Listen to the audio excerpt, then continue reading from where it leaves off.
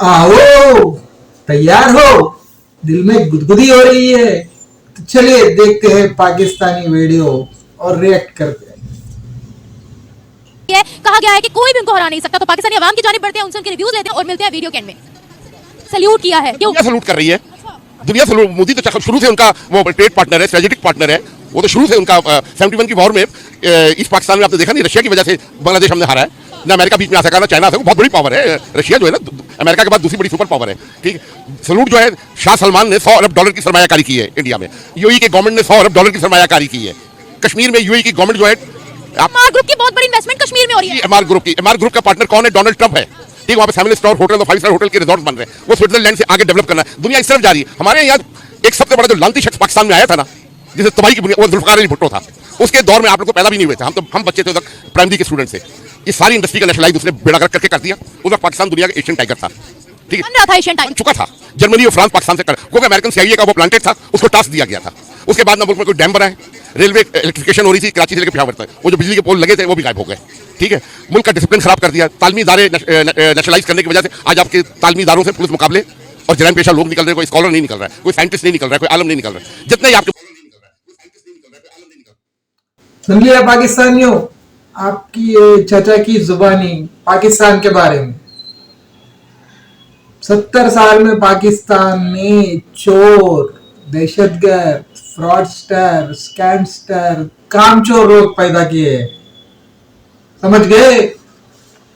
उनके बड़े लोग थे, बिफोर 70s के पैदावार थे। उसके बाद बिल्कुल ड्रॉ हेड है। ठीक है, दफ्तरों में, बैंकों में यूनियनों बाजी शुरू की। उसकी वजह से फैक्ट्री बंद है, इदारे बंद है, तनख्वाहें चल रही हैं। ठीक है, मजदूर उनके मालिक को गाली बक रहा है, स्टूडेंट जो है उस्ताद को मार रहा है, बेटा बाप के सामने खड़ा है। ये भुट्टो साहब की तरबियत थी। 70 से लेकर आज के 2024 है, 3 नस्लें पैदा होकर जवान हुई है। वो इस गंदे कल्चर, इस गंदे सिस्टम में जवान हुई है। ठीक है, 70 तक पाकिस्तान में करप्शन ये जड़ी जुड़ी है ना, चपरासी क्लर्क लेवल कोई ऑफिसर क्लास नहीं करता था। उसने सीएसएस का एग्जाम खत्म करके डायरेक्ट मैट्रिक पास लोगों को सेक्रेटरी और डीजी लगा दिया। तमाम बेड़ा रख किया है। अब वो ऐसा बेड़ा रख हुआ है कि अभी तक इधर 9 करोड़, अभी यूनाइटेड नेशन की रिपोर्ट आएगी, 9 करोड़ लोग पाकिस्तान में बिलो पॉवर्टी लाइन जा चुके हैं। और हम कहते हैं कि वहां पर गुर्बत बढ़िया बाथरूम नहीं है। इसका मतलब तो यही है कि जब जड़ें ही खराब है तो फसल क्या खाद ठीक निकलेगी। ये तो है पाकिस्तानियों का हाल। समझ गए? हमें अपने मुल्क का हाल नहीं पता। ये हमारी एहसास कमतरी है। ठीक है, लॉस एंजलिस अमेरिका का, कैलिफोर्निया सबसे अमीर स्टेट है। लॉस एंजलिस की मैं डॉक्यूमेंट्री देख रहा था, वहाँ पर भी हजारों लोग फुटपाथ पे सोते हैं। गरीब अमीर दुनिया के हर मुल्क में है। मेरी आधी फैमिली सिडनी में रहती है। ठीक है, वहाँ पर भी नशई या भिखारी रात को ना पुलों के नीचे सो रहे होते हैं, लोग उनको लंच बॉक्स और ब्रेकफास्ट बॉक्स दे जाते हैं, पैसा दे जाते हैं। ये एक अल्लाह का बनाया हुआ निजाम है।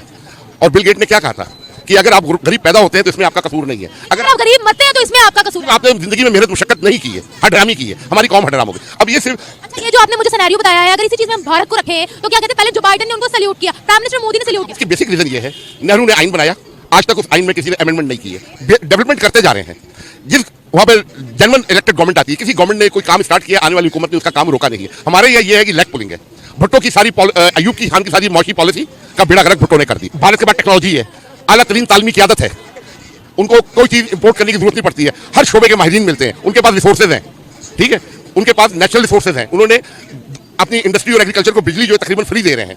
तो फायदा उनको, जहाँ पर 70 रुपया यूनिट बिजली में कौन इंडस्ट्री लगाएगा, कौन कमर्शलाइज करेगा। फिर सबसे बड़ी जो चीज़ है यहाँ पर, ये जो हमारी ब्यूरोक्रेसी है, ये जो जिनके हाथ में मुल्क का एडमिनिस्ट्रेशन, ये बहुत ही करप्ट लोग हैं। ये अभी कुवैत गए ना 20 साल के बाद, क्योंकि 20 साल से कुवैत ने पाकिस्तान से ताल्लुकात खत्म किए हुए थे।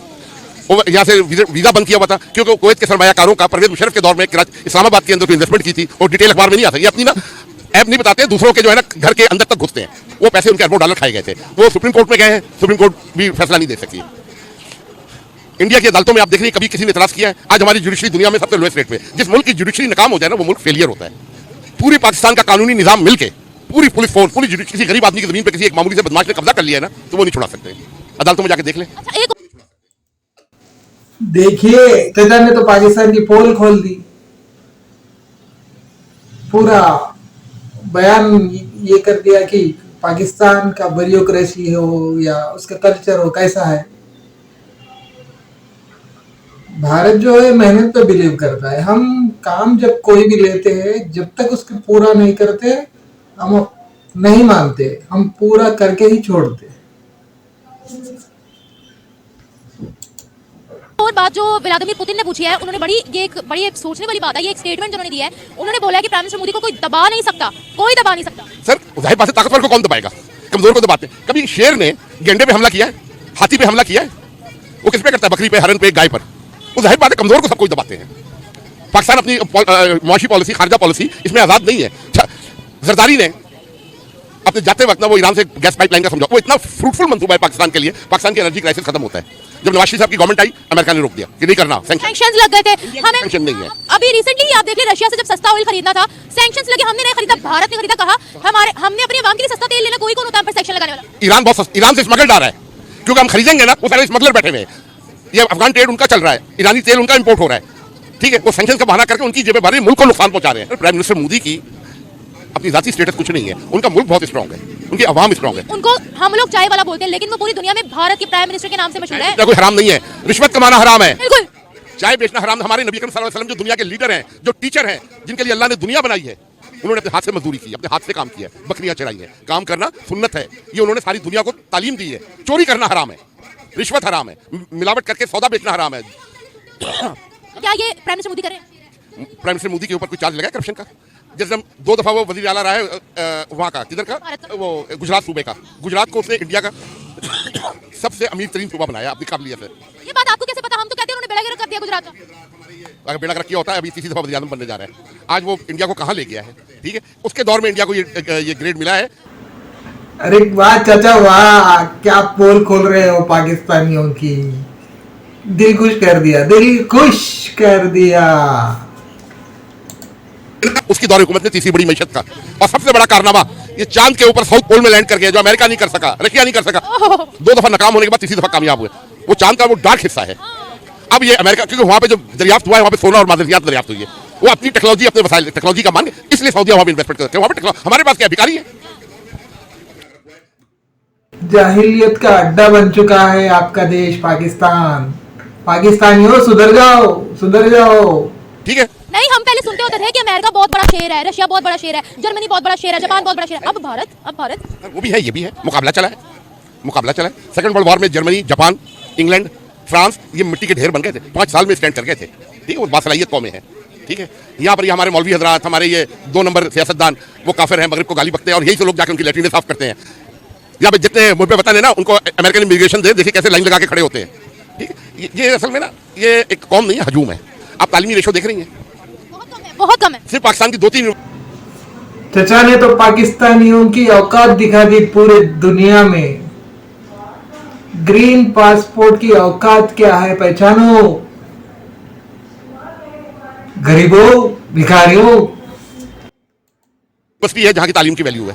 पूरा पाकिस्तान जहालत, और परवेज मुशर्रफ के दौर में और ज्यादा तालीम का बेड़ा गर्क हुआ है। गवर्नमेंट कॉलेज आज 20 साल से, जो 100 साल जिसका रिकॉर्ड टूट गया कि बोर्ड में पोजीशन कोई नहीं आ रही है, क्योंकि उसको प्राइवेटाइज किया है। ठीक है, आज 20 साल में उसकी बोर्ड में पोजीशन नहीं आई है। तो हमारा इमेज है ही नहीं दुनिया में। आप किसी भी एम्बेसी में चले जाए पासपोर्ट लेकर, ये जो बड़ी कंट्रीज की एम्बेसीज है, वो डायरेक्ट आने भी नहीं देती हैं। उन्होंने अपने एजेंट रखे हुए, कोरियर सर्विस। आप उधर अप्लाई करें ऑनलाइन, वो वहाँ पर दरखास्त भेजेंगे आपकी। अगर हमारी शक्ल उनको अच्छी लगी, हमारी कोई चीज़ अच्छी लगी, तो वो इंटरव्यू के लिए बुलाएंगे। ठीक है, डायरेक्ट नहीं आने देते हैं। 2-4 मुल्कों में मैं गया हूँ, आप यकीन करें कि उनकी इमिग्रेशन काउंटर के ऊपर, ठीक है, इतना उनका बुरा रवैया ग्रीन पासपोर्ट देखकर हमें शर्मिंदगी होती है कि हम आए क्यों हैं इधर। रिस्पेक्ट कोई नहीं है पाकिस्तान से बाहर। आप मैं दुबई चले जाएं, सारा बिजनेस इंडियंस के हाथ में, सारी दुबई की प्रॉपर्टीज इंडिया, वो हमें बिजनेस वीजा नहीं देते हैं। अब उन्होंने वो किया है करोड़ डॉलर का, अब यहाँ से जितना वो ब्लैक मनी है ना, वो वहाँ पे शिफ्ट हो। फिर आपने अभी कश्मीर की बात की है, कश्मीर में दुबई की बहुत बड़ी इन्वेस्टमेंट हो रही है, तो हम तो कहते हैं कि मोदी ने चचा ने तो पूरी पाकिस्तान की पोल खोल के रख दी। 70 के दशक से लेके आज तक का जो इनका डेवलपमेंट हुआ है, जाहिलियत की तरफ, दहशतगर्दी की तरफ, चोरों की तरफ, भिखारी की तरफ, भीख मांगने की तरफ, मैं गिनते जाऊं तो बहुत है। चचा ने तो ये तक कह दिया कि ये कौम नहीं, हजूम है, चोरों का, डकैतों का, दहशतगर्दों का। कश्मीर का बेड़ा गर्क कर दिया। कोई नहीं किया है, कोई नहीं किया है। क्या किया है कश्मीर का? वहाँ पर भूख है, नंग है। जब वहाँ पर वो कश्मीरी मुजाहिदीन जब उन पर हमला करेंगे, तो कोई मुल्क अपने मुल्क में दहशतगर्दी पसंद करता है? ठीक, अब बताइए, दुनिया में कहीं बगैर पासपोर्ट वीजे के कोई एंटर हो सकता है? 40 लाख अफगानी पाकिस्तान में घुसे हुए हैं। कश्मीर का क्या हाल है इस वक्त? बेहतरीन हाल है। उनको 12 रुपये यूनिट बिजली मिल रही है, हमें 70 रुपये मिल रही है। उधर 20 रुपये किलो प्याज है, इधर 200 रुपये किलो प्याज है। वो दुनिया के तीसरी बड़ी सुपर पावर की बाशिंदे हैं, उनके वो कश्मीरी इंडियन पासपोर्ट होता है, कश्मीरी पासपोर्ट वो लेकर जाएंगे तो उनकी वैल्यू है। हमारा ग्रीन पासपोर्ट अगले उठा के इस तरह फेंकते हैं। ठीक है, हमारा स्टेटस सारी दुनिया में एक आलमी भिखारी का बन गया है, आलमी भिखारी। कोई हमें मुंह नहीं लगा रहा है। सबसे बड़ी हमारी गलती थी कि अफगानिस्तान में जब रशिया आया हम उसमें एंटर हुए अमेरिकन टट्टू बनकर, उनके टाउट बनकर। उसका नतीजा हम देख रहे हैं, उसका हम नतीजा देख रहे हैं। आज तक हम दहशतगर्दी की लालच से निकल नहीं पा रहे हैं। ठीक है, हम आजाद नहीं, हम लोगों के कहने पर अपनी पॉलिसी बनाते हैं। हम अपनी पॉलिसी हमारी आजाद, एटम बम की एक दफा इस्तेमाल हुआ, उसके बाद अमेरिका भी है, रशिया भी है, चाइना भी है, इंडिया भी है, इसराइल भी है, सारे हैं ना। कभी कोई एटम बम का नाम लेता है? इसी मुल्क ने एटमी धमाके की सालगिरह बनाई है। अभी नवाज शरीफ जैसा इडियट आदमी एटमी धमाके की सालगिरह बना, एटमी धमाका सालगिरह बनाने वाली चीज है। जिन्होंने बनाया था, इजाद किया था, आइंस्टाइन ने उससे तजर्बा नहीं किया था, तबाह कुन चीज है, मैं ये गुनाह अपने सर नहीं लूंगा। वो तो जर्मन यहूदी। तो पता नहीं पाकिस्तानियों के दिमाग में ऐसा कौन सा कीड़ा घुसा हुआ है जो देश को बर्बादी की तरफ लेके जा रहा है। इस चचा ने तो पूरा पाकिस्तान के पोल खोल के पूरे दुनिया के सामने पाकिस्तान को नंगा कर दिया। चलिए, ये थी हमारी वीडियो आज के लिए। फिर मिलते हैं। राम राम। लाइक कीजिए, सब्सक्राइब कीजिए।